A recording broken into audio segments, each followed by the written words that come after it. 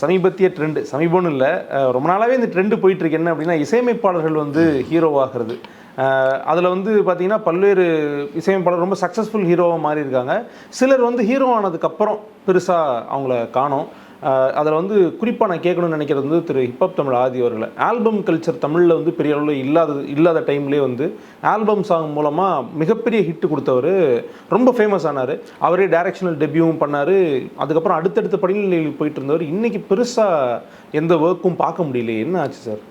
காரணம் என்னென்னா, அந்த ஃபோக்கஸ் வந்து டைவெர்ட் ஆகிறதுனால தான் இந்த மாதிரி பிரச்சனை வருது. இப்போ நீங்கள் சொல்கிற மாதிரி ஹிப்ஹாப் தமிழாகவே எடுத்துக்கிட்டிங்கன்னா, ஆதி அவர் என்னன்னா, முதல்ல வந்து ஒரு ஆல்பம் சாங் கொடுக்குறாரு. பெரிய லெவலில் வந்து பேசப்படுறாரு. இன்னும் பிரமாதமாக பண்ணியிருக்காரு, யாரா அந்த பையன் அப்படின்னு எல்லோரும் திரும்பி பார்க்குற மாதிரி பார்த்தீங்கன்னா, அது பெரிய ஹிட் அடிச்சிச்சு அந்த ஆல்பம் சாங். அதுக்கப்புறம் பார்த்தீங்கன்னா அவர் சினிமாவுக்கு வராரு. சுந்தர் சி வந்து அவர் அறிமுகப்படுத்துகிறாரு.